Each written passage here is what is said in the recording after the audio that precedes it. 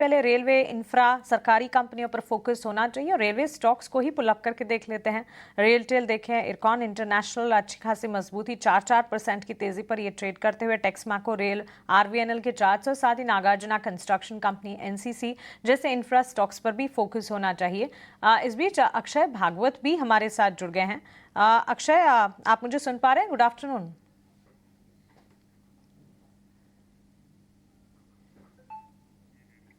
Okay Akshay, अगर आपको मेरी आवाज आ रही है, एक तो आप अपने स्टॉक स्पेसिफिक रिकमेंडेशंस बता दीजिएगा, और रेलवे स्टॉक्स और इंफ्रा कंपनियों पर बातचीत चल रही थी, रेलवे स्टॉक्स पर आपका कोई टेक है तो वो भी बताइएगा। जी।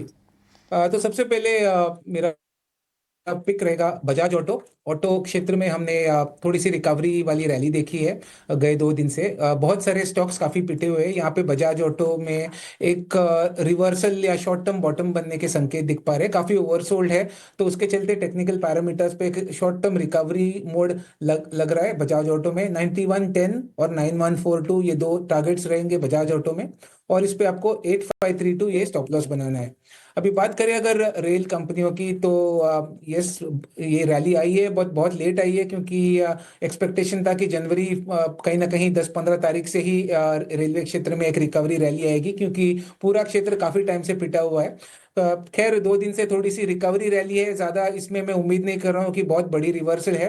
तो यहाँ पे आईआरएफसी देखे तो करीबन 147 है, इसको आप लेंगे तो इसका प्राइस स्ट्रक्चर थोड़ी मीडियम टर्म के लिहाज से अच्छा है। यहाँ पे आप बाय करें, थोड़ा सा समय दे, 1-1.5 महीने का, बजट के माध्यम से न खरीदे पर करंट लेवल की बाय करके रखे, तो मैं मान के चल रहा हूँ 175-180 तक आपको ये ट्रेडिंग टारगेट्स बनते हुए दिखेंगे। 132 का स्टॉप लॉस बनाना है, तो सबसे बेहतरीन पिक मेरा आईआरएफसी रहेगा रेलवे क्षेत्र में। पर बजट तक आप अपना ट्रेड सीमित ना रखें, ये मेरी रिकमेंडेशन होगी।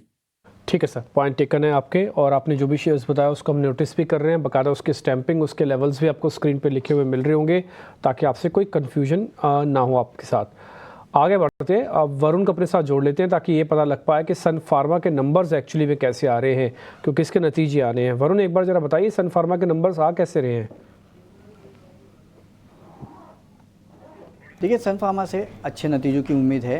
रेवेन्यूज़ और एबिटा में 10% के आसपास की बढ़ोतरी होगी, मुनाफे में करीब 13% के आसपास की बढ़ोतरी होगी। मार्जिन फ्लैट रहेंगे 27.6% के आसपास। अब मदद जो मिलेगी वो पूरी तरह से जो हायर स्पेशलिटी सेल्स है वहाँ से आपको देखने मिलेगी, और साथ ही साथ रेवलीमेट की जो सेल्स है उसमें थोड़ी बहुत आपको बढ़ोतरी देखने मिलेगी। ग्लोबल स्पेशलिटी सेल्स जो है उसमें 3% के आसपास की बढ़ोतरी होगी। साथ ही साथ यूएस के मार्केट्स में साल दर साल अगर आप देखें तो करीब 12% के आसपास की बढ़ोतरी होगी। भारतीय मार्केट्स में करीब 10% की ग्रोथ होगी। रेस्ट ऑफ द वर्ल्ड में अगर आप देखेंगे तो 9% के आसपास की ग्रोथ जो है वो कंपनी डिलीवर करने वाली है। हालांकि तिमाही दर तिमाही अगर आप देखें तो कंपनी की जो ओवरऑल R&D स्पेंड्स है वो बढ़ सकते हैं, और इसका असर जो है कंपनी के मार्जिन्स पे आपको थोड़ा बहुत देखने मिलेगा। नज़र में रखेगा जो ओवरऑल ब्रांडेड जेनरिक सेल्स है कंपनी की वो कैसे निकल के आती है, और साथ ही साथ जो नए प्रोडक्ट लॉन्चेस और क्लिनिकल ट्रायल कंपनी कर रही है उसके ऊपर क्या अपडेट कंपनी देती है वो आप देखेगा।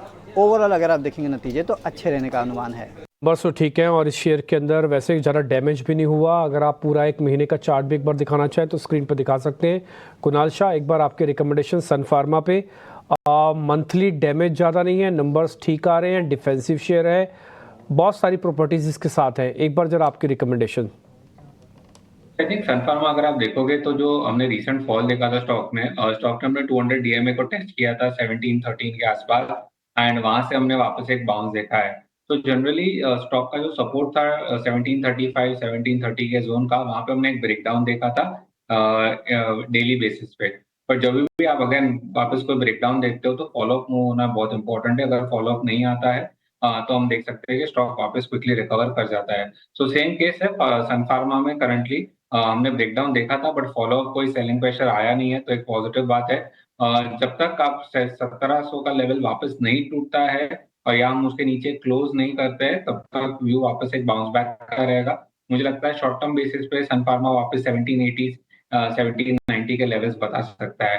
तो शॉर्ट टर्म व्यू पॉजिटिव है। अगर आप पहले से भी लॉन्ग होल्ड कर रहे हैं तो 1700 का स्टॉप लॉस रखिए। अगर उसके नीचे क्लोज करता है तो आप सन फार्मा को एग्जिट कर सकते हैं। डन। तो सन फार्मा में रिकमेंडेशन आ गई, और अब बकायदा डेज हाई पे भी इस समय सन फार्मा ट्रेड कर